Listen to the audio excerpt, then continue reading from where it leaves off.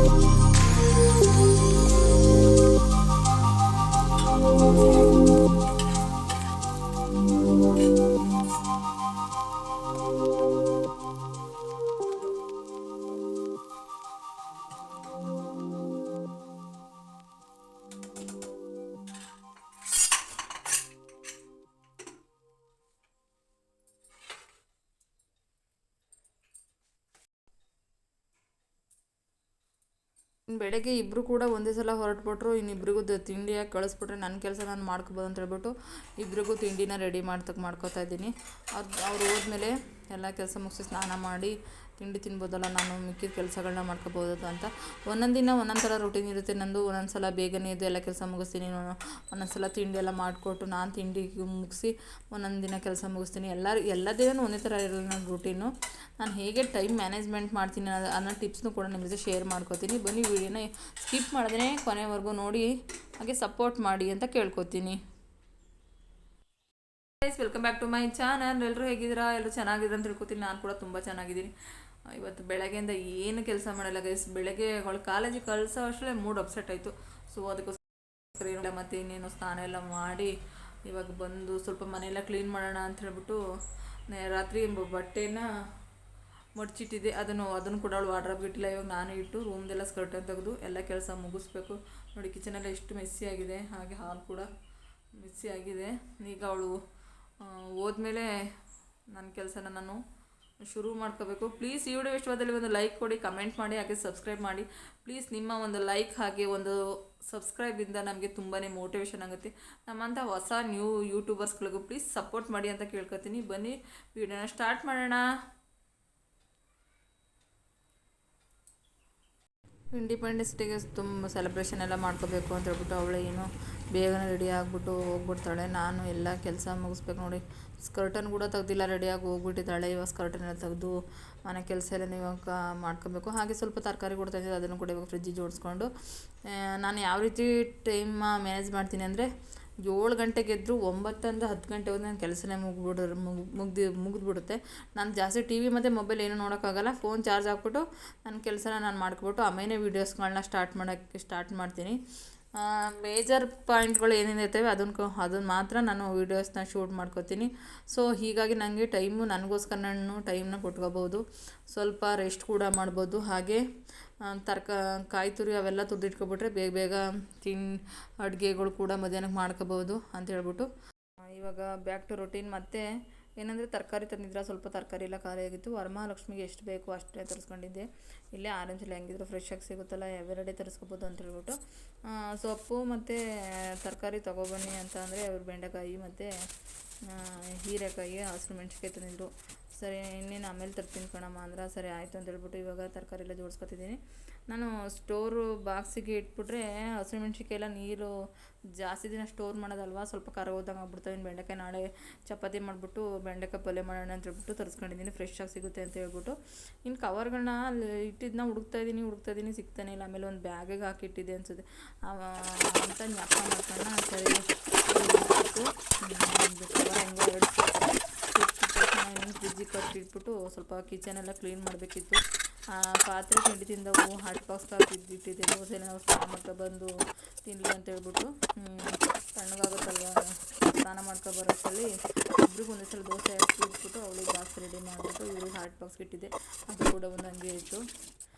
ಇವಾಗ ಅದನ್ನೆಲ್ಲ ತೊಳೆದ್ಬಿಟ್ಟು ಕಿಚನೆಲ್ಲ ಕ್ಲೀನ್ ಮಾಡಿ ಮಿಕ್ಕಿದ ಕೆಲಸನ ಮಾಡ್ಕೊಳ್ಳೋಣ ಅಂತ ಹೇಳ್ಬಿಟ್ಟು ನಮ್ಮಮ್ಮ ಜೊತೆ ಮಾತಾಡ್ದಾಗಿರ್ಬೋದು ಅಥವಾ ಬೇರೆ ಕೆಲಸಗಳು ಹೇಗಿರ್ತವೆ, ಬಟ್ಟೆ ಒಣಗಾಕೋದು, ಅದನ್ನೆಲ್ಲ ಮಾಡ್ಕೊಳ್ಳೋಣ ಅಂತ ಹೇಳ್ಬಿಟ್ಟು ಇವಾಗ ಪಾತ್ರೆನ ಫಟಾಫಟ ಅಂತ ತೊಳಿತಿದ್ದೀನಿ. ಅಲ್ಲಿ ಬಿಳಿ ವೈಟ್ ಸಿಮೆಂಟು ಹಿಂದ್ಗಡೆ ಸ್ವಲ್ಪ ಗ್ಯಾಪ್ ಐತೆ, ವೈಟ್ ಸಿಮೆಂಟ್ ಹಾಕೇ ಇಲ್ಲ ಅವರು. ಮನೆ ಕೆಲಸ ಮಾಡುವಾಗ ನಾವು ಅದನ್ನು ಅಬ್ಸರ್ವ್ ಮಾಡಿಲ್ಲ. ಅಲ್ಲಿ ನೀರು ಹೋಗ್ಬಿಟ್ರೆ ಸಾಕು, ಹುಡುಗರಿಗೆಲ್ಲ ನೀರು ಹೋಗಿ ಕೆಳಗಡೆ ಬಂದುಬಿಡುತ್ತೆ, ಮ್ಯಾಟೆಲ್ಲ ನೆಂದೋಗ್ಬಿಡುತ್ತೆ. ಸೊ ಅದಕ್ಕೋಸ್ಕರ ಅವಾಗವಾಗ ಅದನ್ನು ನೀರೆಲ್ಲ ನೀವು ಸಿಂಕೊಳ್ಳಿಕ್ಕೆ ತೆಗೆದು ವೈಪರಲ್ಲಿ ವೈಪ್ ಮಾಡಿಬಿಟ್ಟು ಇವಾಗ ಪಾತ್ರೆ ಎಲ್ಲ ತೊಳ್ಕೊತಿದ್ದೀನಿ. ಇದಾಗಿತ್ತು ಗೈಸ್ ಇವತ್ತಿನ ವಿಡಿಯೋ. ಈ ವಿಡಿಯೋ ಸ್ವಲ್ಪನಾದರೂ ನಿಮಗೆ ಮೋಟಿವೇಶನ್ ಆದರೆ ಪ್ಲೀಸ್ ಸಪೋರ್ಟ್ ಮಾಡಿ ಗೈಸ್.